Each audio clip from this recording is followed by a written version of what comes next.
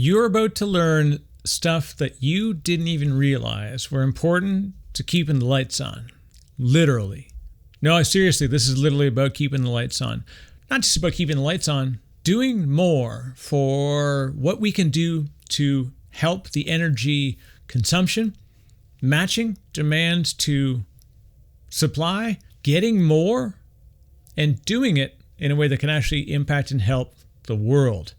This is a conversation with Jesson Bradshaw, and you are about to be in the DiscoPosse podcast studio. Let's jump in.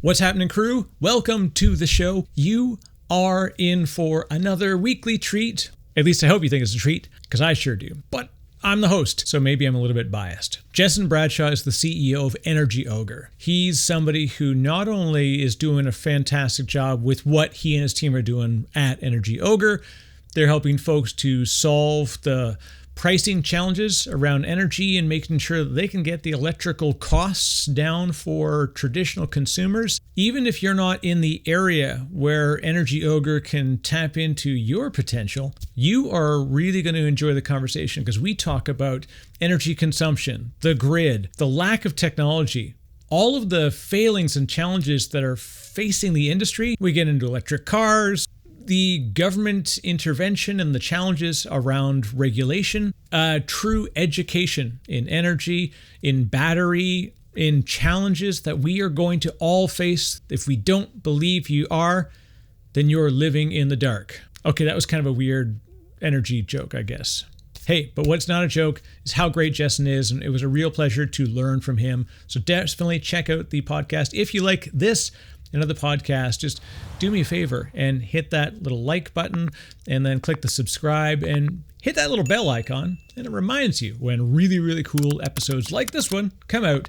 So I hope you enjoy the show. This is Jesson Bradshaw of Energy Ogre on the DiscoPosse podcast. Hey everybody, my name is Jesson Bradshaw and I'm the founder of Energy Ogre, and you're listening to the DiscoPosse podcast. Love it. It's always the perfect. I know I can begin when I hear that. It's like the little on-air light goes on a TV camera. Like, all perfect. Right, we're live. So Jesson, thank you very much. This is really, really exciting for me and for all of our listeners because we're going to talk about something that's it's a big issue, and it has a very local impact. Not just regional, it's kind of an anywhere in the world thing, but energy is a challenge, in so many aspects. But you founded Energy Ogre. You've got a great personal and business story. If you want to give a quick sort of introduction for folks that are new to you, Jesson, and then we'll dive into what you and the team are solving. Sure.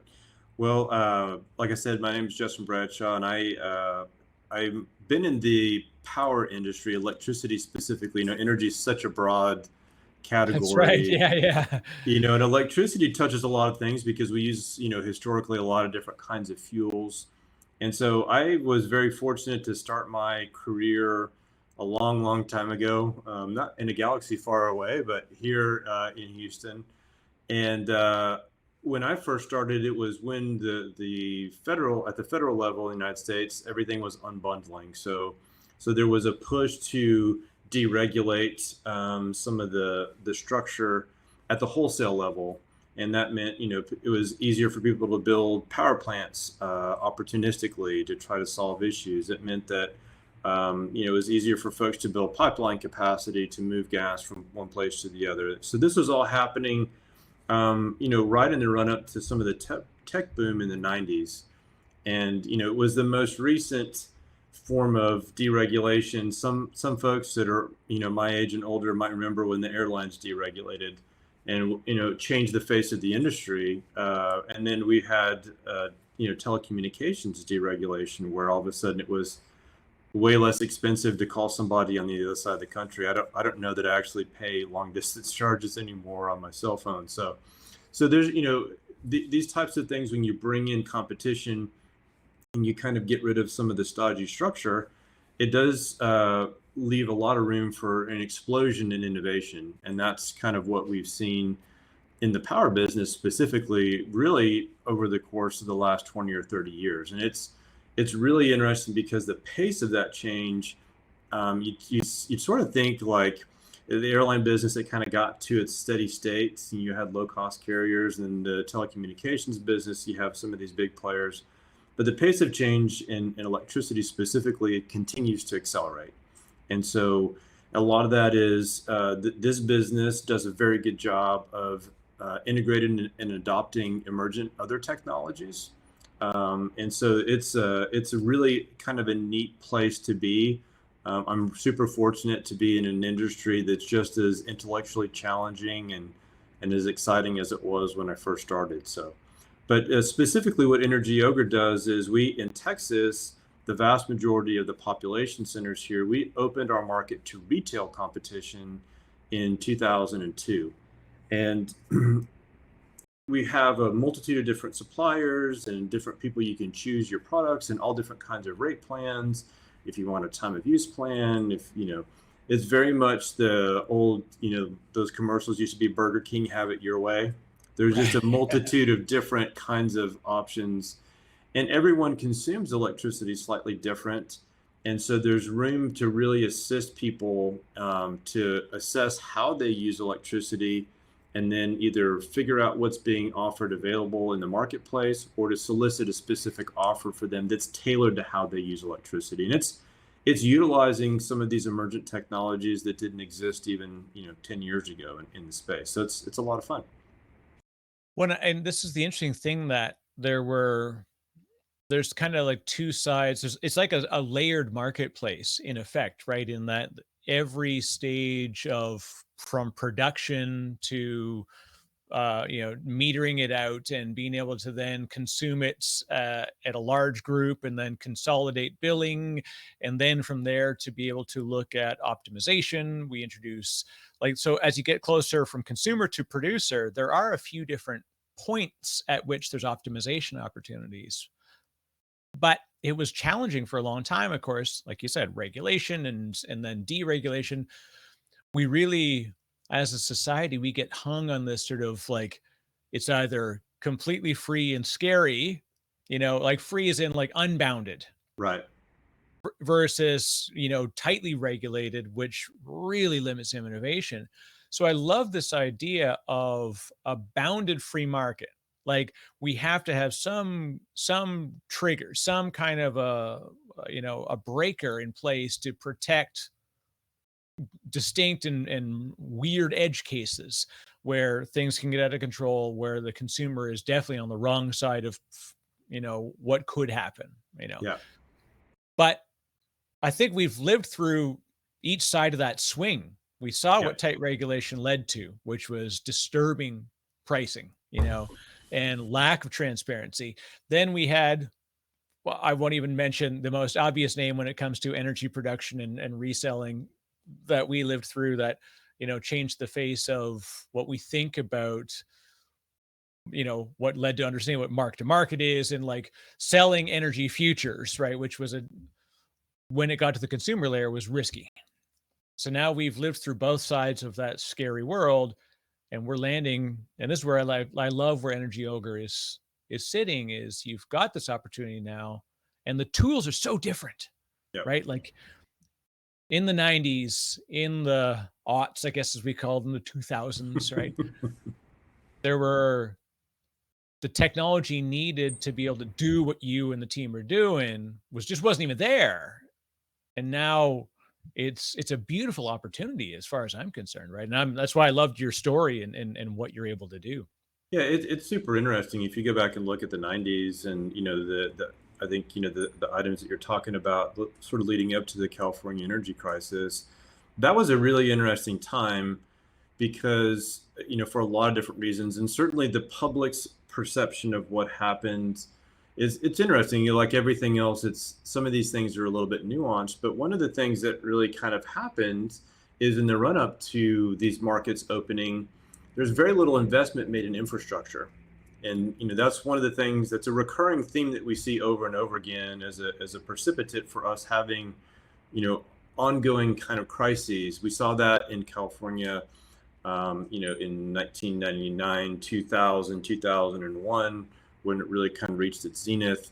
But there had been an absolute lack of, I can't remember any material new power generation facilities were built in the state of California for a lot of years. And this was happening in the run up to the technology boom. This was happening in the 90s, the go-go. And, so we had this massive load growth, and we were really not keeping up with it. And so you kind of had this, in order to get to some of these outcomes, you really have to have a confluence of a lot of these factors that, it's like a wave that they keep adding to one another, and they end up getting to these large outcomes that are unfortunate. And unfortunately, they're somewhat foreseeable, but they're complicated, and they defy simple explanation and simple solutions sometimes. So, but the interesting thing, I think, when we think about electricity, is one of the things when I talk to people all the time, we tend to think of our electricity and how we buy electricity and how it's used, especially at the retail level. And, obviously how we deal with this and how we produce it, and, what kind of generation we use is a different animal. It works hand in glove. But the average consumer, a lot of the customers that we, help on a day-to-day basis, they try to apply their experience in buying other things to electricity. And power is a weird thing because it's the only commodity, quasi-commodity. It's produced, distributed, and consumed instantaneously. And there's nothing else we really buy that way, maybe other than data. But we don't think about it that way. It's 100% ethereal, right? So, we don't, and this is an issue we run into time and time again with our customers not understanding that, or some of our customers not understanding that there's no difference between the power that one provider delivers versus another provider, because it's all in the exact same infrastructure. It's truly one of the only fungible products that you can get. So a lot of the experience that we have is to say, hey, yeah, I like to go to Costco or Sam's Club, and I may end up buying more than I need, but I can get a better deal if I buy more of it, or if I go with other people and we buy in bulk. Right. And so there's this idea that you can do the same thing with electricity. And, the funny thing about electricity is, we don't really have any, there's some other ways to convert other forms of energy back into electricity, but generally speaking, our storage capacity for all of our infrastructure is essentially non-existent. So whatever is being required, the sum total of everybody's demand right now is being produced right now. And so with very little deviation, in order to maintain some of the quality and standards from frequency and, voltage, it like literally, if we're changing an air conditioning unit on this building and it spools up, then there's some generation that's moving somewhere in order to accommodate that. So you can't buy more than you're using. So there's no bulk. These ideas that some folks have, and it's hard to, it's just this very strange thing that doesn't really behave or act like anything else that we're normally used to buying. So it does present, some challenges for folks when we're starting to move towards really bringing some of the innovation into this particular area for people. Well, and it's funny when you say this, right? You think that we are able to sell a commodity that didn't exist if we didn't create it. Right. Or we didn't consume it. Right. So it's a very Matrix-like sort of Right. thought process, right? If you didn't, there is no spoon. Yeah. There is. Yeah. It is really interesting. And also like you said, it is truly an equal price commodity, regardless of provider.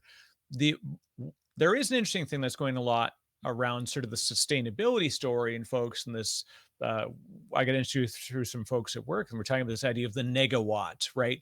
Like if you do not consume something, in fact, you're increasing the amount that's not being generated. So to consume 1 watt requires 3 watts of generation, because in order to have it reach my service point, my consumption point, the amount of stored energy required to deliver it, to traverse the physical infrastructure. So there is an interesting thing on the consumption versus impact of generation, a whole podcast unto itself onto that. But I think Well, I people think are at least are becoming, because they're thinking more about sustainability, they're becoming more aware of that. And then it allows you to then go, what's my direct consumer impact? And what can I do both for my own bottom line as well as for, at least my near network of consumers, and what can we do to make this better? Yeah, I mean, it's an excellent observation. I think that what you're really hitting on are the two, I think, really macro scale trends of what we're likely to continue to see, and both of these are out of reach, outside of technological innovation, and that's why there's still room to run.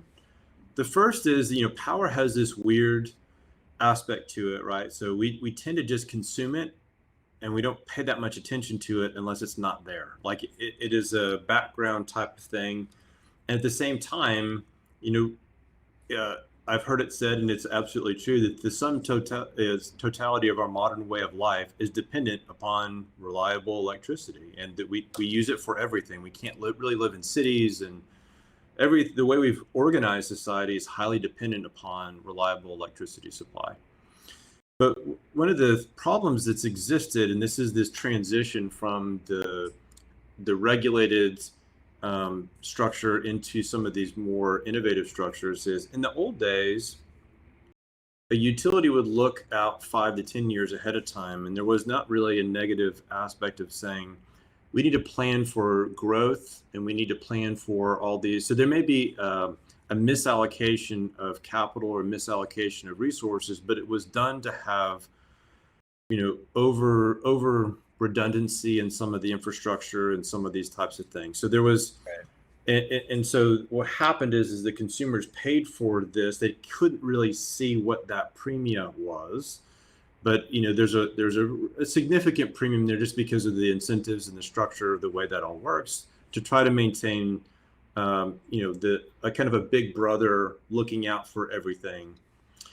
And as we transition into some of these more as we start to bring more and more technology, and what it allows us to really solve for a problem that we never were able to solve for in power before. Power's always had this very strange aspect where it has price inelasticity of demand in real time. So people can't see, and they don't make any changes to their consumption behavior depending upon what's actually happening at the wholesale level to produce it, because they have a tariff structure.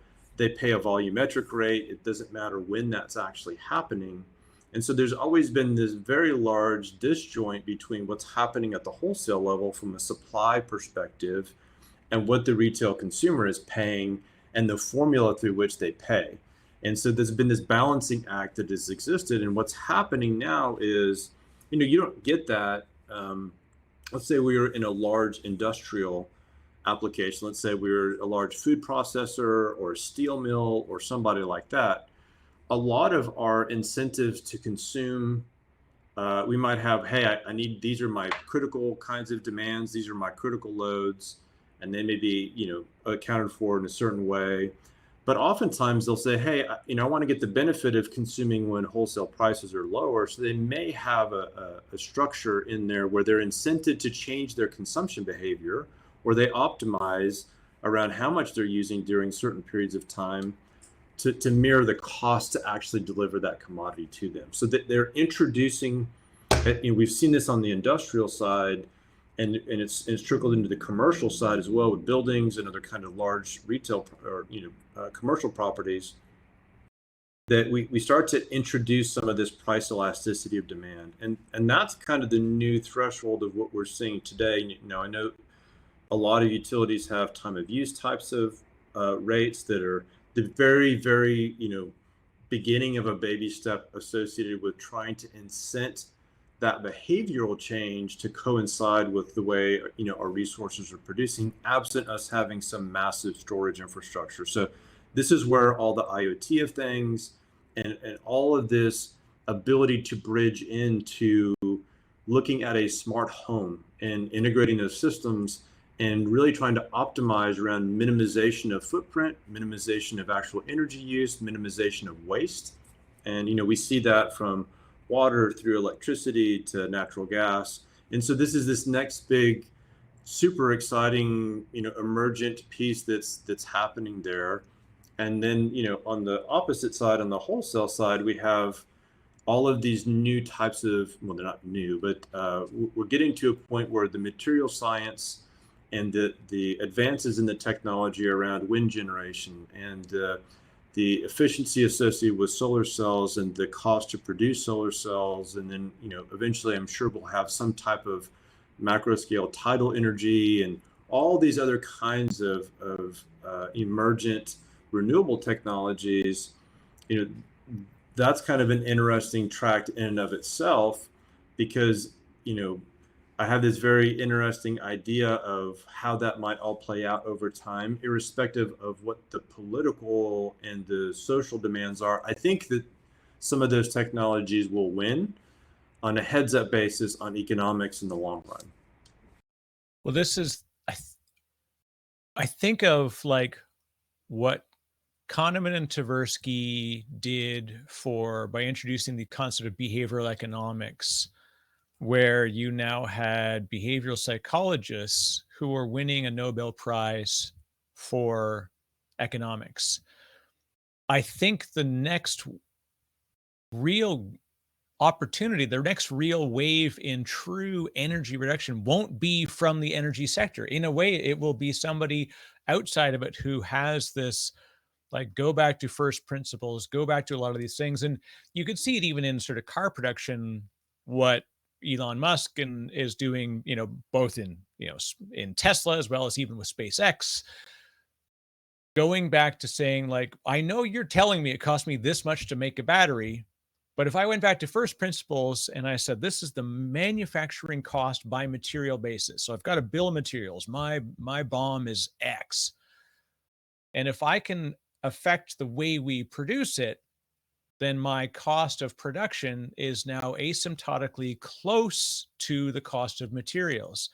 And then its whole goal is then to optimize that in between, which most people will say, like, no, this is just what it costs to make a battery because this is the way we make batteries today. Right.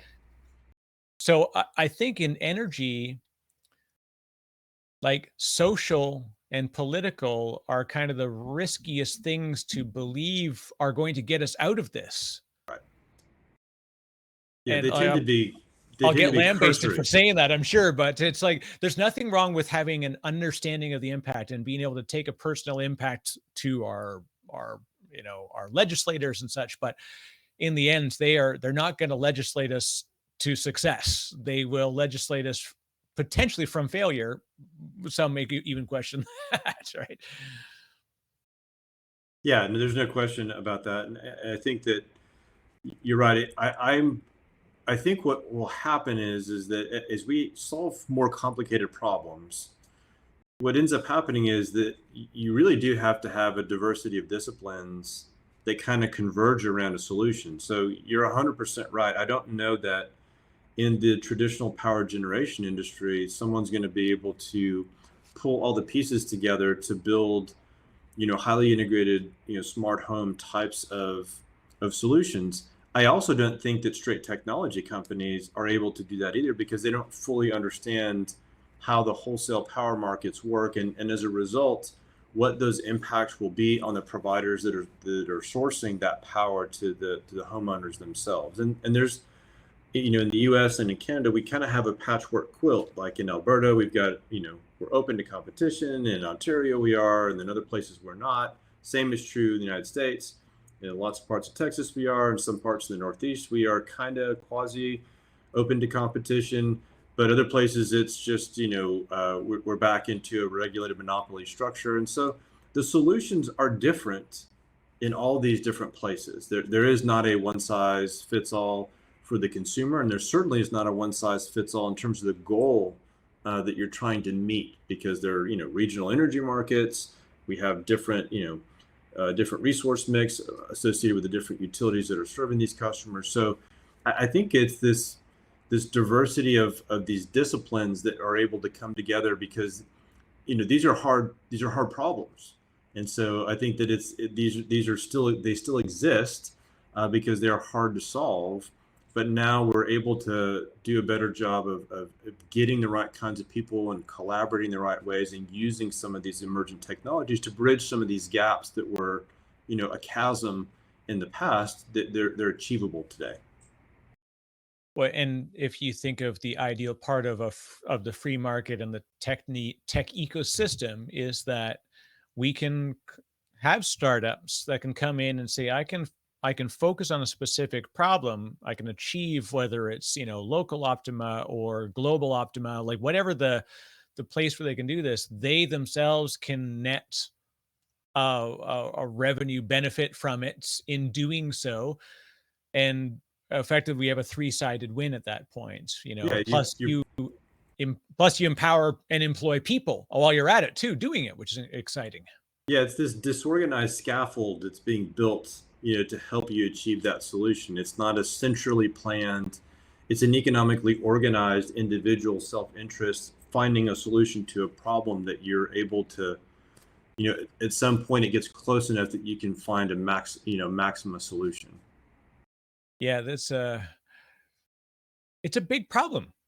You what makes Jesson say, I'm going to take on a huge problem? What drew you to this?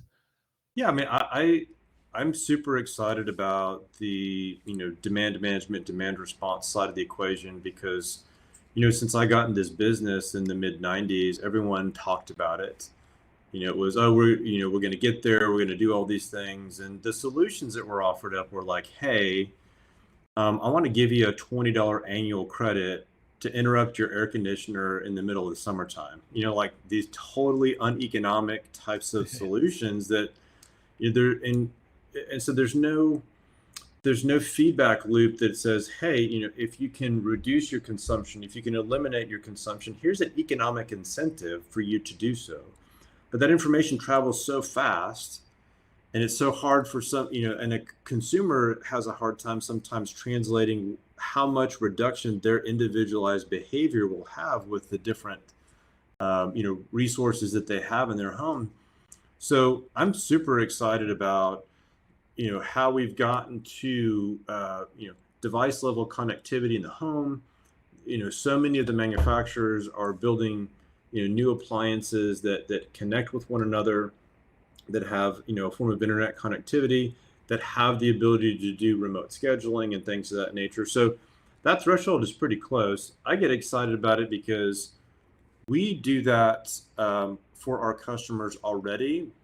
We optimize their energy plans around the way they consume. And it's exciting to consider adding a different dimension where we can start to not only optimize around, who's providing their power based upon their consumption, but also to start to look at how can we help them make better decisions around what to consume and when to consume, and, in order to really maximize the cost reductions for them. And so it's an add-on to what we've been doing for the last 7 or 8 years here, and it's pretty exciting. So that's no one's really been able to do it. There's a lot of people that talk about it, and it's been a hot topic in the industry for forever. It's hotter now than it's been in a very, very long time, but most of the solutions are not commercial solutions, they're technical solutions. And so if you're not adding the economic behavior and the commercial aspect to these transactions, that's one of the problems that's doomed these efforts in the past. And now we actually have, because we have a dynamic retail and wholesale marketplace in some of our markets, it allows us to start to take that next step. And I'm excited about it. What? Because look, anybody who's listening, let's just be honest, right? When every single appliance you own has that sticker on it, and it's the first thing you peel off, is the kilowatt hours that are consumed by it. You don't think about how often you put stuff in the dryer, how often you run the dishwasher. Like, that information is there because it has to be. Like there's a regulatory requirements for the manufacturer to produce it, and it's supposed to helpfully guide. Like if you say, "Oh, this one washer is better than another," because it's, but in the end, it's there's the reality when your family starts spilling more stuff on the tablecloth and you got to do more washes than you planned. Whatever number you saw in the stores is meaningless, and that means that we need a solution where we are truly seeing active demand that can then be understood and then optimized to, as you said, the most important thing is create a commercial benefit for those demand consumers to change the patterns of use.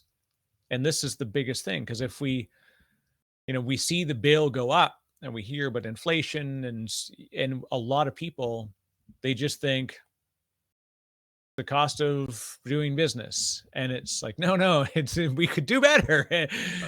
And that's why I love that you're like, you present, here's first of all the best calculator ever, right? When you go to anybody that's like, see your power consumption is even to get for like tax rebates, it's like looking at a wall of fields and forms and this, and people can't do it. Your intake on your website is fantastic. It's like super easy to use, and they immediately see like, okay, where do I fit?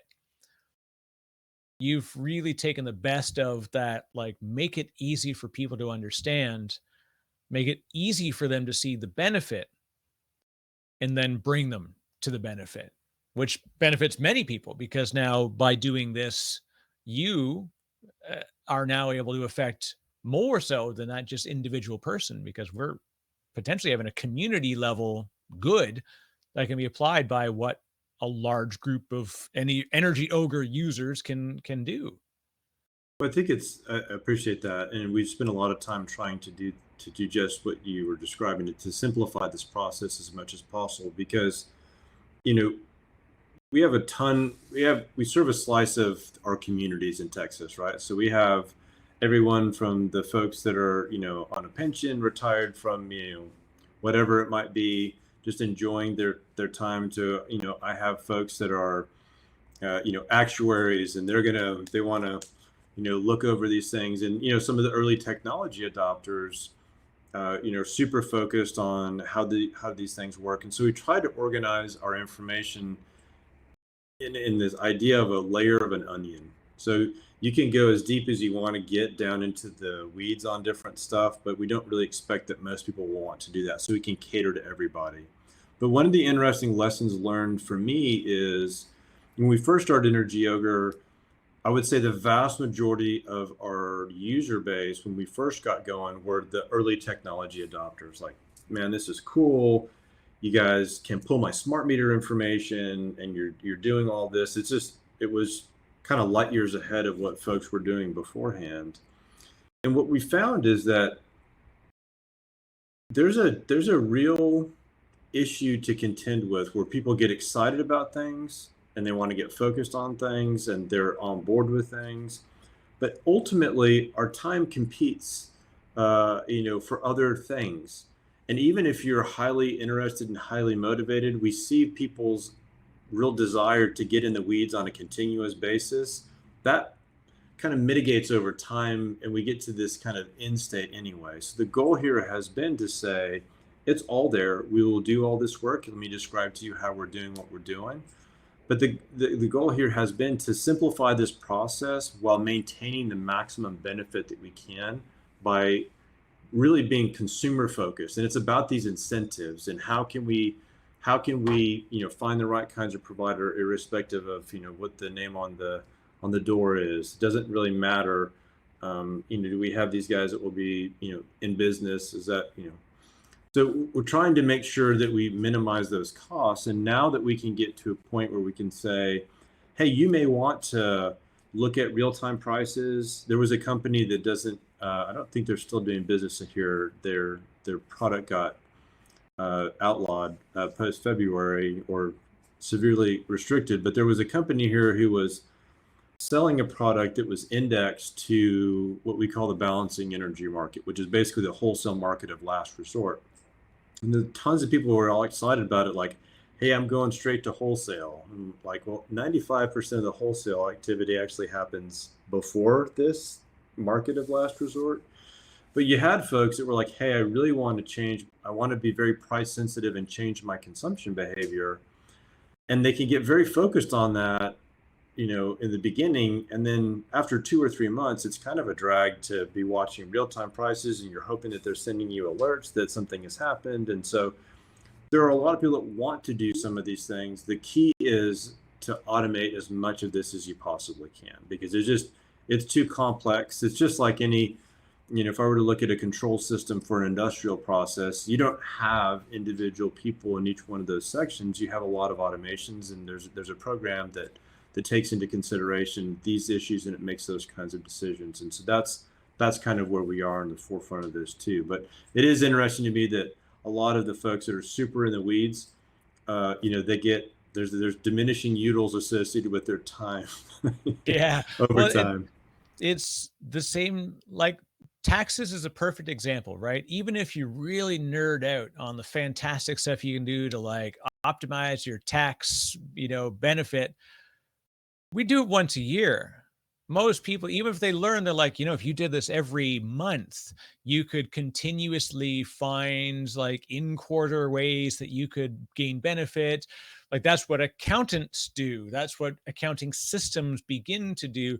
You give them the ability, like you said, so no matter how intensely excited you are that you got a brand new, whatever system you happen to have, for Christmas or for your birthday or as a family gift for, something, you're excited about it for a little while.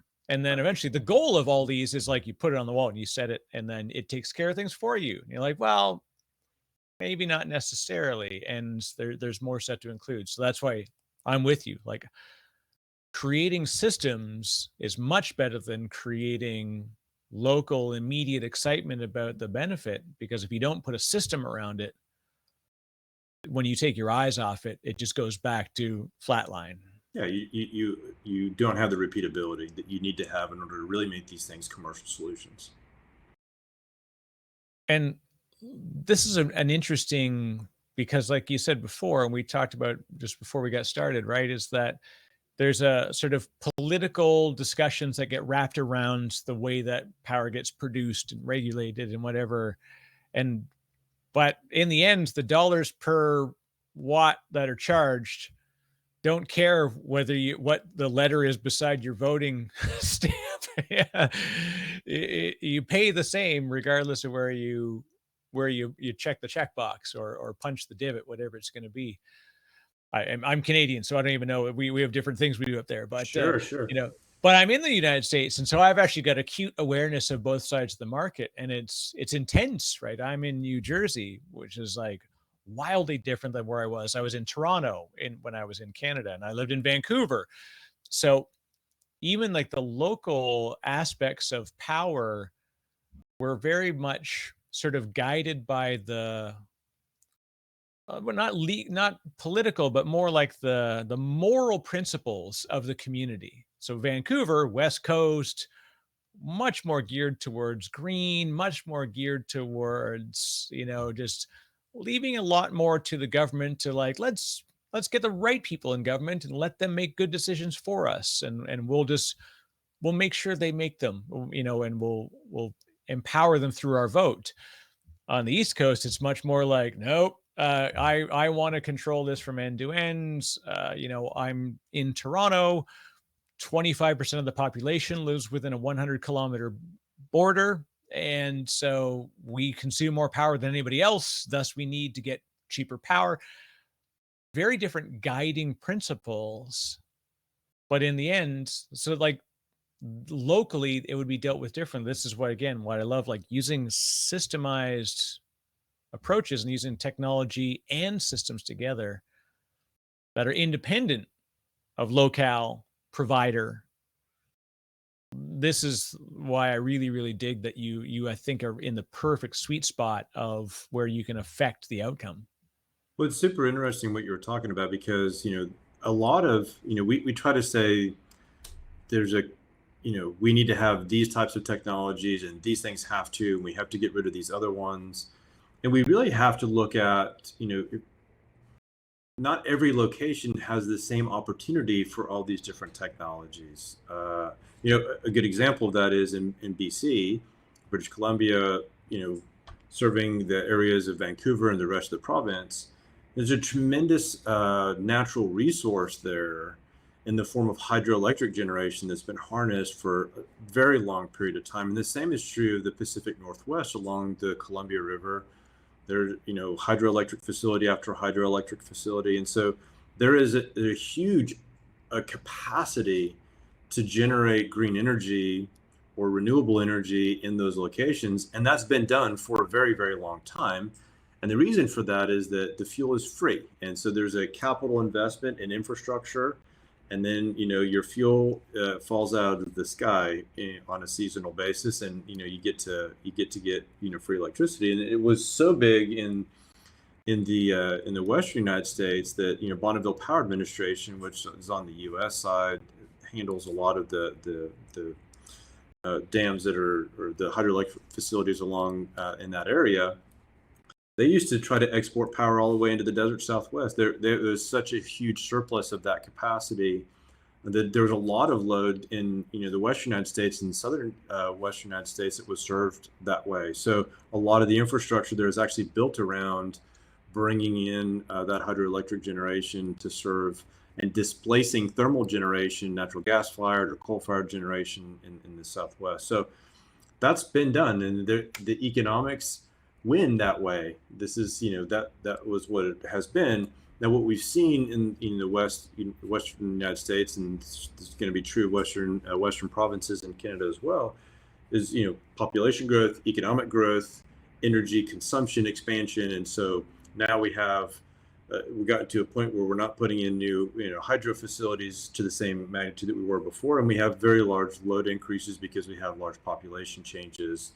And we have migration internal, and so there's it doesn't work exactly the way it did before. But places in the desert Southwest that they've got other kinds of natural resources, very abundant natural resources in the form of solar irradiance that they are able to collect and harvest. And there's different types of technologies around that. And in Texas, we have the same thing throughout lots of the mid-continent. And this is certainly true in Alberta and Pincher Creek area, all the way south. We have a large capacity to capture wind-based energy production. And so I think Texas, the last time I looked, is the fourth largest producer of wind in the world.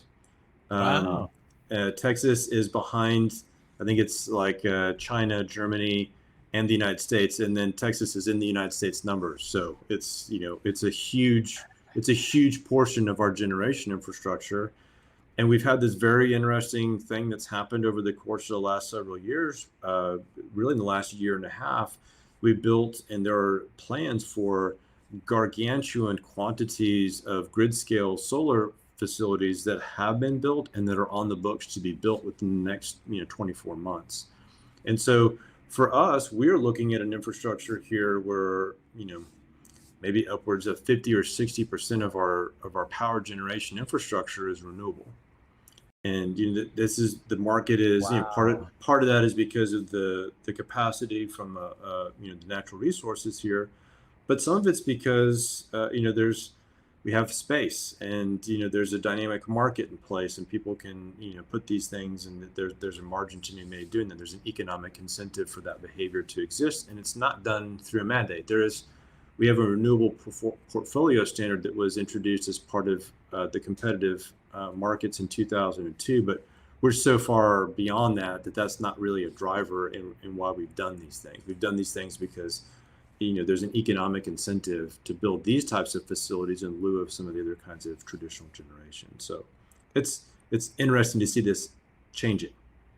Yeah, and so the population fundamentally shifts, the consumption patterns and the types of consumption fundamentally shift. Yet, as you mentioned, and all the way throughout, right, is storage is not possible, or at least not possible at the scale required. Like, there is no efficient storage method. So generation and efficient generation and low long-term impact generation. Ideally, I mean, nuclear, possibly one of the more, like viable as far as longevity and efficiency, but you know, two words: Chernobyl, 3 Mile Island. Right? I guess that technically has 4 words, but yeah, like we've seen the negative side when there's an issue, Fukushima, other things like there are enough instances have occurred. But one would say, Chernobyl aside, that it would be the equivalent of the fact that for long people in the 80s, people didn't get in the water because they saw Jaws. Right. Like, the reality versus the belief was not aligned in the impact of nuclear energy and what it could do. But on the consumer side, there's an unfortunate growth in some areas that people are acutely aware of, right? So like Bitcoin and these other types of cryptocurrencies that require high power for complex computational work. So big win on like creating new ecosystems and new technologies and new ways that people can, do things, but the a relatively unknown understanding of the impact other than what makes the news, Right. and so people read and they say, oh, Bitcoin bad because it uses massive amounts of power for every coin minted. Like, statistics are thrown around and they end up on infographics. So we see big things, right? And like, humans see big numbers. That's what we do. That's how we sell things, is we put big numbers in front of them. But then that scares them away from taking local action. And so, Jesson, you're super close to a lot of this, and you've seen like the real human impact and the real human understanding of how they can take action, just even at their local bill, right there, and just like in their local community. What do you see as the way forward with big scary ideas and big amazing ideas? Yeah, I mean, one of the things I think is so interesting is, and I understand, you know, there are people that are true believers and, that, people don't make an impact on the atmosphere and that, there's a hoax aspect to some of this stuff. And there are other people that believe that, we literally have a matter of, single digits years to, save the planet from, catastrophic issues, and I understand that, and there are definitely, perhaps reasons to listen to all these different viewpoints and to understand some of these things. I tend to be a slightly more pragmatic about this, and I don't sweat it because I think I think maybe I'm too big of a believer in our ability, um, to come up with solutions. And what I see is, we're still missing a battery or some type of energy storage solution that's really viable at the grid scale. And I don't know that lithium ion is really the path.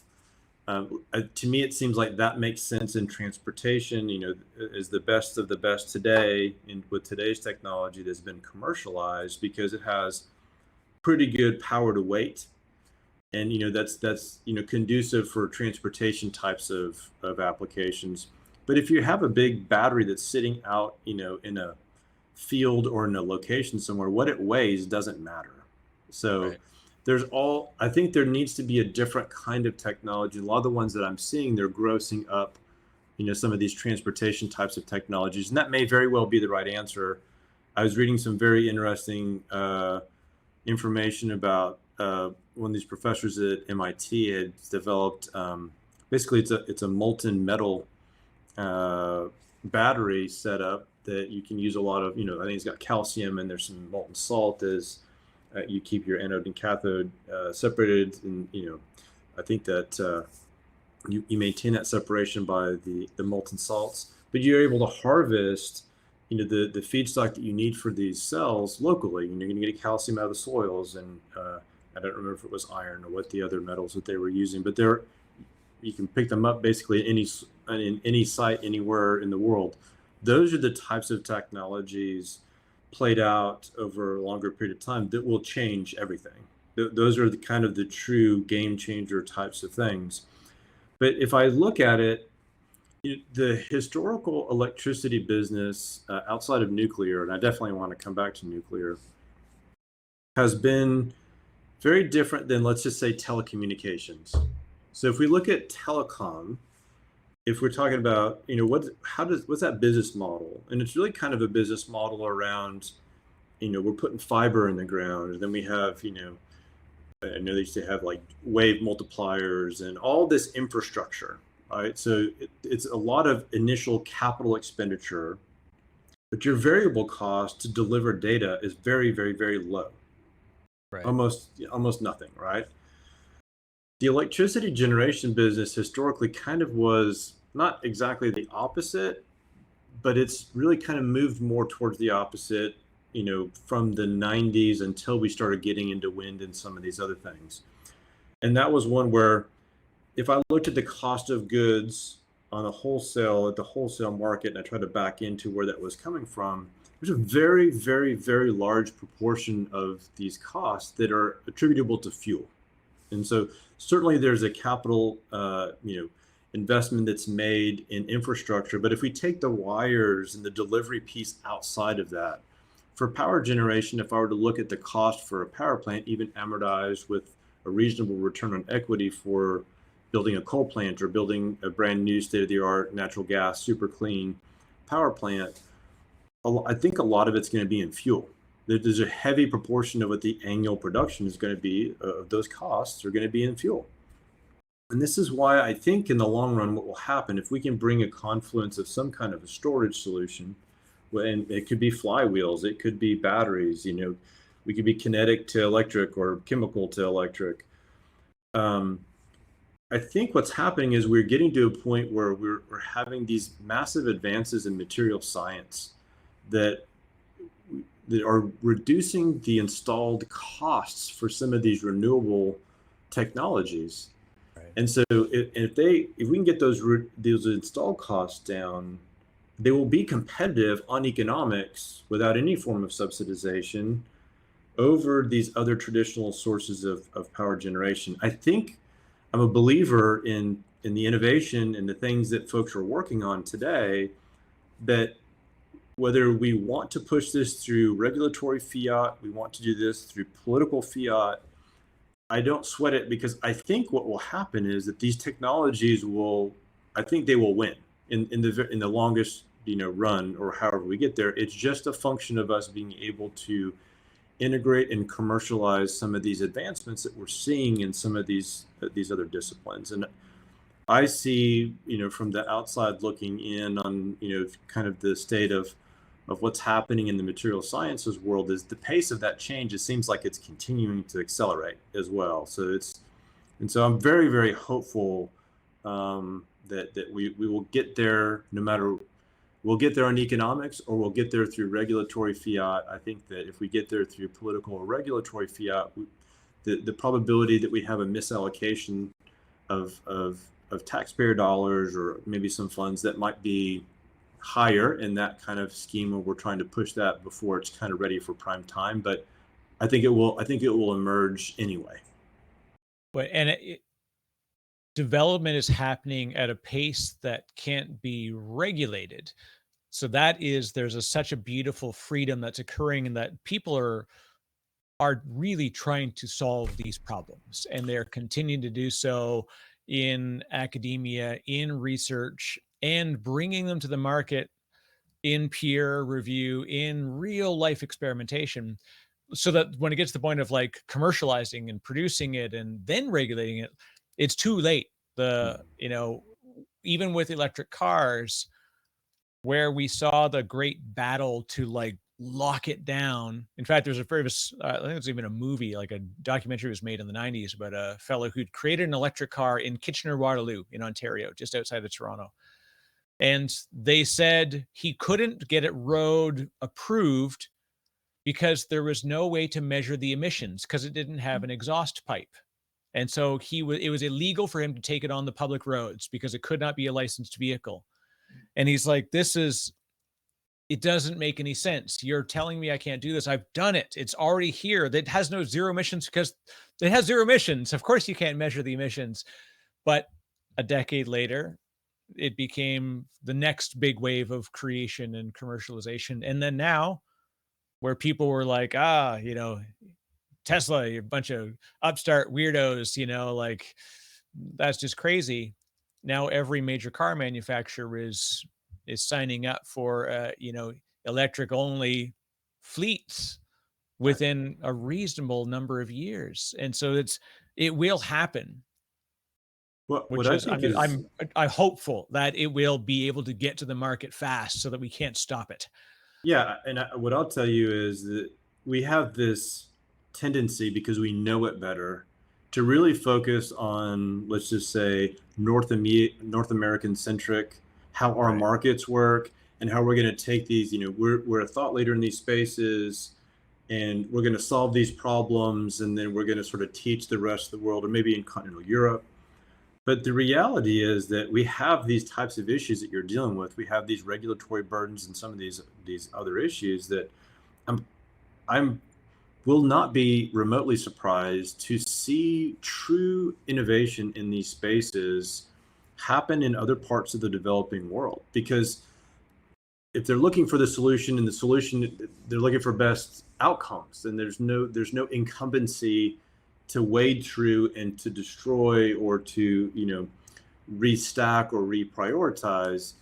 You have fewer barriers to implementation in lots of other parts of the world. And I think that's, we talked about nuclear. Nuclear is such an interesting animal here. I think if anyone who's in that space would probably have to at least begrudgingly tell you that, okay, commercial nuclear power, it's kind of not really all about power. Some of it was, part of a weapons program, and it's not Right. exclusively about making electricity. And so, if you think about it, when people think about nuclear energy, it would be kind of like thinking about, like a Pinto. Like if a car was a Pinto, like no advancements, that's just kind of what it was. Whether it's a pressurized vessel or a boiling water reactor, it's there's so much room for other kinds of innovation and kind of where the state of the art can be.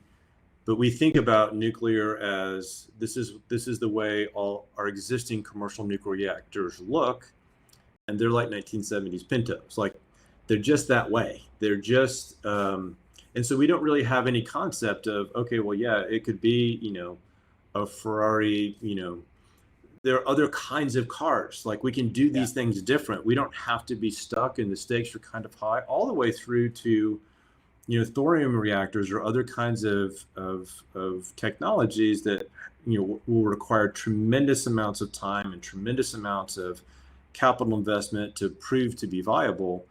But, those have, a absolutely different kind of proliferation risk associated with them. They don't really result in having these long-lived waste problems. So there's better solutions that are there, and I think that this is a place where it may very well be that the developing world actually becomes the leader in that space, just out of necessity. Yeah, well, it's another good example of that, ironic enough, is like mobile payment. So we've struggled with even getting bloody chip cards working in the United States. I came from Canada. We had chip cards for a decade, like well over a decade. It was standard fare, and the the innovation had occurred, and the application of the model was simple because there was no previous barrier. There was no infrastructure to fight. Right. Getting it into the United States banking infrastructure was not about the fact that you couldn't make cards with chips in them. It was that the existing technologies that the entire system was wrapped around were so entrenched in the technology that wouldn't work, that was the slowdown. That's why it took much longer to implement. And I remember seeing years ago, again, like 20 years ago, a whole documentary about the system called M-Pesa, which was a mobile payment platform, which was in South Africa, where they have no physical infrastructure. Everything is mobile. So you would land in Africa, you would go to the airport, you would buy a phone. It was just like a burner phone, and you would load it with these M-Pesa, and you just go to a vendor, and like literally a street cart vendor would sell you a body scarf or a piece of meat, and they would just have their M-Pesa account number, and you would just type it in. They would get the transaction, and they would be paid. And there was this beautiful decentralized mobile payment system had been developed out of necessity that we had never been presented with. Sure. We didn't have that necessity. We have all this infrastructure, so we're like, we're good. And now when you try to implement this stuff, people are like, oh, like we feel we're first to the market. Apple, of course, is like, well, we're proud to announce the first ever of whatever. And you're like, no, no, no. It's been in 7 parts of the world for decades. It's just, you've made it shiny. Congratulations on that. But it is funny to watch. Well, I hate going back to telecom, but I would, lucky enough, about 10 years ago, I was in Jakarta in Indonesia, and it was interesting. One of the folks that we were dealing with, they actually had a telecommunications, a mobile business there, and it struck me at the time, in the United States, if we're trying to get these remote, when we did it, we're trying to like tie everybody together. We're stringing copper wire out, our telecom infrastructure with these kind of legacy technologies. And these guys, get connectivity out to the most remote parts of Indonesia because they bypassed the technology. They leapfrogged into the mobile world. They didn't really have to deal with any of the tuition or any of the brain damage associated with the perfunctory things that we still use. And, because it's there, we still are highly dependent upon a lot of our copper infrastructure in our telecommunications as well. So that's exactly your point. I think is very, very correct that when there isn't an incumbency in place or you're not having to sort of overcome something, the best solutions in some of these other parts of the world are able to emerge quickly. And so I do think that those guys will end up being able to show other parts of the world how to integrate these technologies and how to get some of this stuff done. Yeah, and I mean, as you said, there's a very interesting point of the fact that uranium, of course, like uranium-238 or whatever, being the more common version, and what it takes to be like 237 to do power generation, and then to go further where it becomes for nuclear weaponry, high grade uranium. The fact that one is too close to the other, when they see, building for nuclear power generation, they almost think like, well, it's like saying I'm building a house out of AK-47s. I'm building a house. See, like it just so happens that I'm using AK-47s as bricks. Right. That's unfortunately the comparison that you get stuck with. And there are parts of the world where, if given that access and opportunity, may go a little bit far with the refinement of their uranium. And it's a tough one because I think there is such a potential for it, but. And that's why there are other types of nuclear energy technologies. People have been talking about thorium reactors for years. They built one at Oak Ridge National Labs that ran. So it's, there needs to be a lot more development, but it doesn't have the same proliferation risk. It's passively safe. So there are better ways. Like if we don't need to be dealing with the 1970 Pinto. Like stuff has gotten better. We have ABS. We have airbags. We have there are other things that need to be brought into the equation for us to think about it. But people's thought process around what nuclear means is, it's not a good example of what it should be or what it could be. Yeah, it's kind of funny. I think there's an interesting advantage to having history with it, and also an advantage to having no history. And I think that's a beautiful combination, like you paired with somebody who has no preconceptions.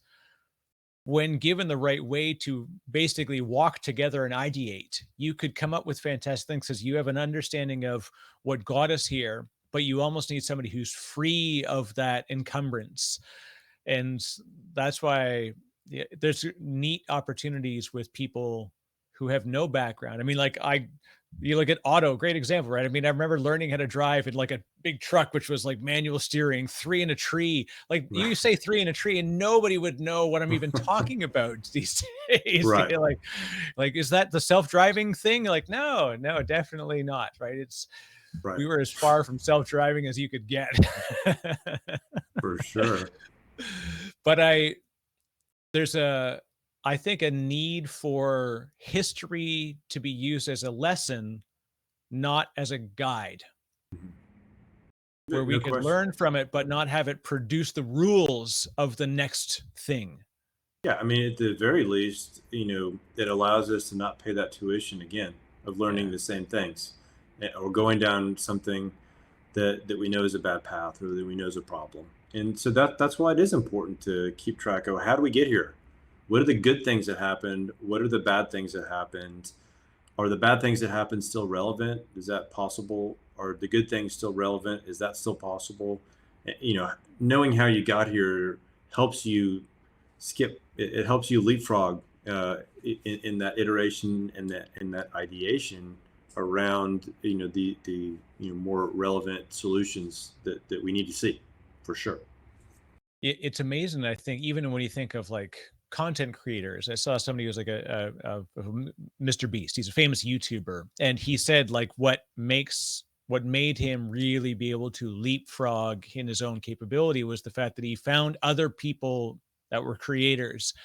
And it's so much easier that you could just have an idea instead of you grinding it out in the dark, kind of like figuring out, trying, experimenting, learning. Imagine that you could be in parallel with somebody else who's doing it. And then you could say like, hey, I tried this and it didn't work. Did it work for you? Oh, it did work for me, but I also did this. And like the innovation capability of combining, like you said, this sort of reduce the tuition of that's needed in order to get there, but also take those lessons and immediately inject them back into the process. It's systems thinking at its core, really, right? Like it's taking the lesson, re-injecting it, adjusting the model, measuring the outputs. But we, for whatever reason, we struggle, which I suppose is great. There's opportunity for new innovators, for new creators, but every once in a while you just want to grab somebody and shake them saying like, this has been done somewhere. We Right. shouldn't be trying this from scratch. Well, I mean, your earlier point, and that as it dovetails into that, is equally as important. If you think about all of the research that's done and all the, you bring these ideas and these people that can have a similar mindset. I think that's why we have the great universities and the great research institutions. You're able to bring people together, and there's some things in the air. Innovations in the air. Free thought, free process in the air, and I think you get these. 1+1 equals maybe not 3, but 2 point something kinds of Yeah. outcomes, just because of the potential for collaboration. At the same time, I've seen a lot of folks that have a purely academic interest in some of these things really struggle to commercialize these technologies as well. So you have to be able to bring the industry back in too, to say, okay, that's beautiful from a design perspective, but it won't work because of X and Y and Z. But if we did this and this, so I think that's why we were talking earlier about that scaffolding. It's these little parts and pieces that eventually, we will stand on the shoulders of those that came before us on helping us from this scaffold. And someone or some ones or some, groups will start the process of tying together all these things, for the betterment of the rest of us. It's uh it's an exciting time, and I think it's Penn Jillette, who's a magician of the Penn and Teller duo, and I love the saying that he says is two things are invariably true: that the world is getting better, and that everybody thinks it's getting worse. Right? Like by every measure of society, or by many measures, at least most measures of society, we are gaining in what we have, but there's an unfortunate focus on the negative. No one clicks an article because of good news anymore, and so but I feel good and I feel excited. I want to go build something right now, Jesson. You've excited me about a lot of potential. So, Let's and I do got to it. give a shout out again, Energy Ogre. I'll have links below. I'll make sure people should check it out. And it's been a real great pleasure to spend time just talking through this stuff. This is where I love this format so much better because, you can really explore and think, and these thought processes then go to just about anything you do, which is kind of nice. Well, I've enjoyed it a ton, and I hope that your viewers and listeners got something out of it too. Hopefully demystified the electricity market a little bit, and if nothing else, maybe make it a little bit easier for folks to sleep at night. So knowing that we're probably on the right track. That's it. That's absolutely it. So, Justin, if people want to get a hold of you, what's the best way they can do so? Probably the easiest is to just come check us out on our website. There's a way to contact us through the website. If you have questions, we try to put, other types of informative free information out there. It may not really apply to lots of people that are not in Texas and one of these competitive areas. But some of the bigger tips and things that we put on our blog really should be applicable into lots of people in lots of different parts of the country or the world for that matter. So again, love being able to sit and speak with your listeners and your viewers. And it's been a ton of fun for me, and I really appreciate it. Excellent. Well, thank you very much, Jesson.